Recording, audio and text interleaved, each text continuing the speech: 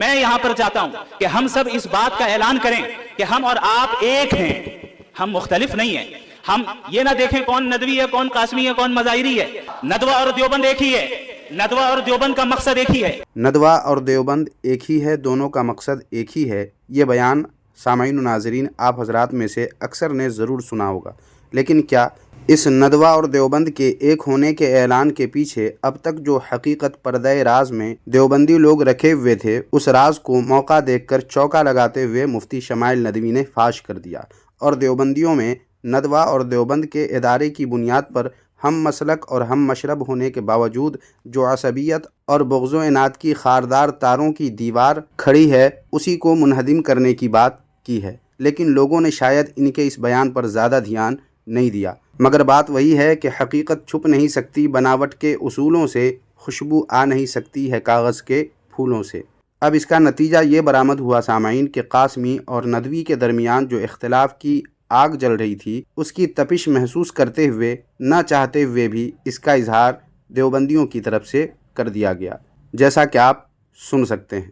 گزشتہ دنوں جو مناظرہ الحاد پر ہوا تھا وہ کتنا مفید ثابت ہوا یا بالکل بھی مفید ثابت نہیں ہوا، یہ الگ موضوع ہے، لیکن اس کے بعد جس طرح کا ماحول دیوبند بنام ندوہ کی بحث کے تحت سامنے آ رہا ہے وہ شرمناک ہے۔ دارالعلوم دیوبند کے طلباء کا ندوے کے سینئر فضلاء کو فون کرنا اور ان سے شرح عقائد نامی کتاب ندوے میں نہیں پڑھانے پر بحث کرنا بدتمیزی اور انانیت والے انداز میں ان کی تذلیل یہ سامنے آ رہا ہے۔ تو آئیے سامعین، اسی تعلق سے آج کی اس ویڈیو میں ہم گفتگو کرتے ہیں۔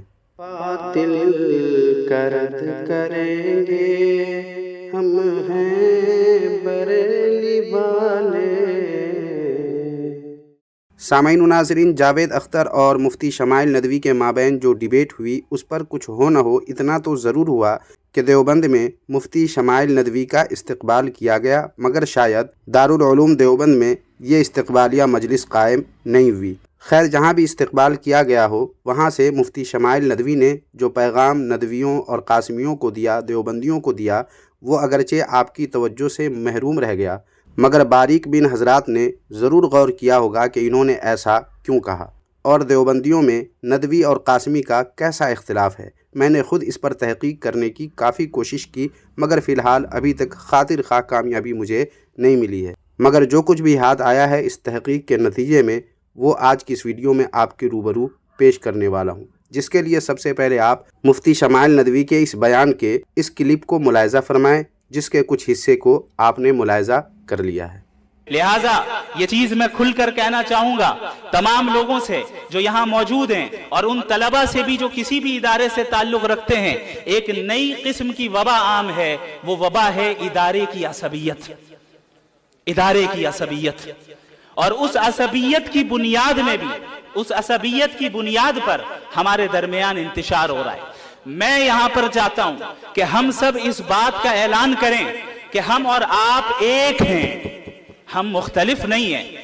ہم یہ نہ دیکھیں کون ندوی ہے، کون قاسمی ہے، کون مظاہری ہے، بلکہ اس بات کا اعلان کریں کہ ہم ندوی قاسمی عصبیت کی دیوار کو آج ہی منہدم کرتے ہیں۔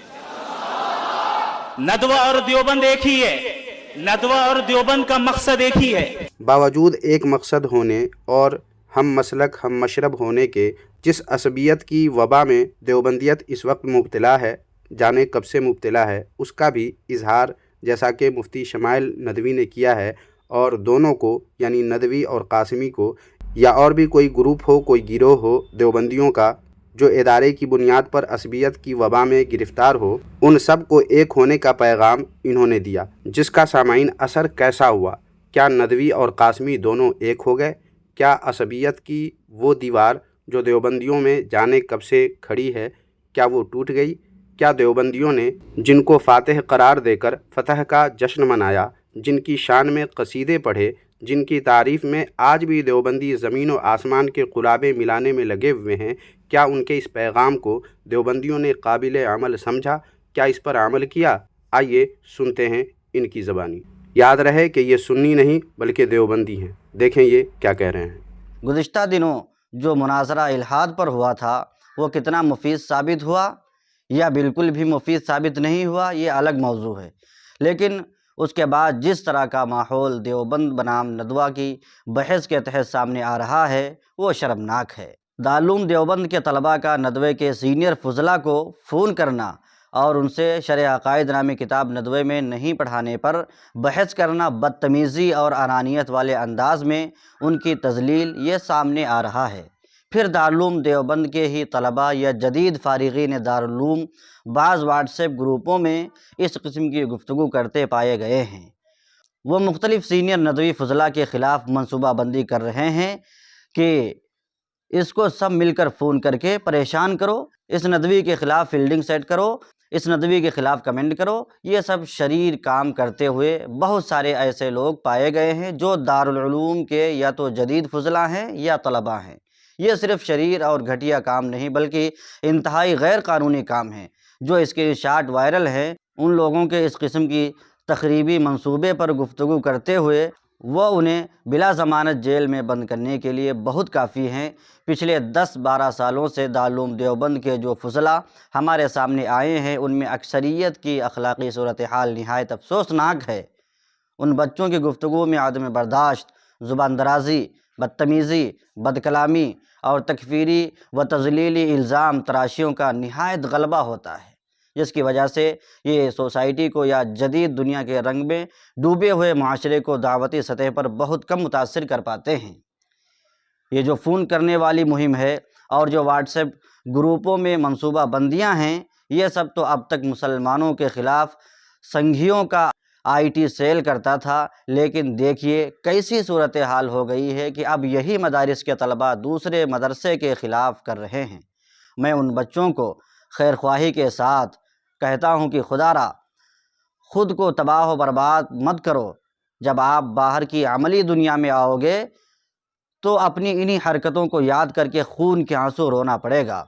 और अगर ऐसी तकरीबी मशगूली में किसी मुसीबत में गिरफ़्तार हो गए तो कोई भी आपकी मदद को नहीं आएगा, और अगर इसी जहनीत के साथ आगे बढ़े तो कहीं भी एडजस्ट नहीं हो पाओगे, क्योंकि ये जहनीत मर्ज़ की तरह चिमट जाती है।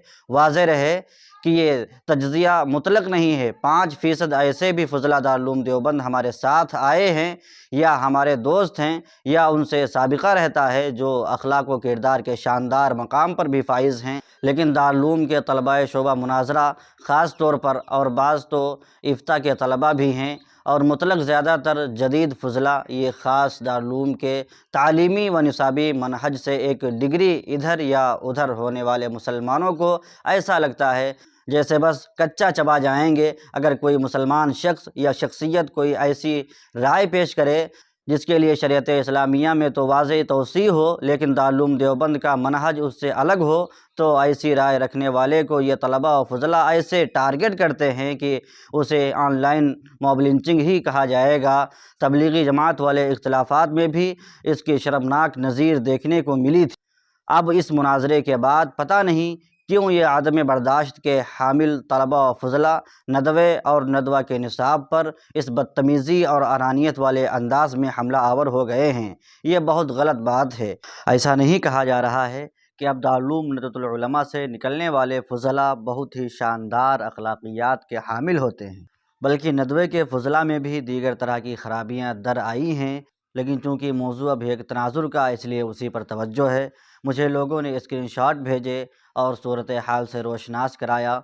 बहुत अफसोस हुआ, सख्त सदमा पहुँचा कि दारुल उलूम देवबंद जैसे इदारे में मुकीम या उसके आसपास क़याम पज़ीर या उसे हालिया चंद सालों में फ़ारिग होने वाले उन मौलवियों की ज़ुबान और ज़हनी हालत कितनी ज़्यादा गिर जाती है और कितनी ज़्यादा गिरी जा रही है। जो लोग भी इस ज़हनीत को परवान चढ़ाने में शामिल हैं, चाहे सज़ा न देने वाले खामोश असातिज़ा हों, चाहे उन तलबा को मोबाइल इस्तेमाल करने की इजाज़त देने वाले इंतज़ामिया, वो सब उनके साथ बहुत गलत कर रहे हैं, क्योंकि इस ज़ुबानी और ज़हनी कैफियत के नतीजे में इंसान चंद सालों बाद दीन का तो रहता ही नहीं, दुनिया का भी नहीं रहता, क्योंकि ये ज़ुबान दराज़ी और बदतमीज़ी की नफ्सियात उसकी शख्सियत में चंद ख़तरनाक अमराज़ पैदा कर देती है, जिसके बाद वह इंसान समाजी ज़िंदगी में अपने आप को एडजस्ट नहीं कर पाता। यही नहीं सामईन व नाज़रीन, दारुल उलूम देवबंद के तलबा की बदअखलाक़ी पर किताबी हवाले भी अल्हम्दुलिल्लाह हमारे पास मौजूद हैं,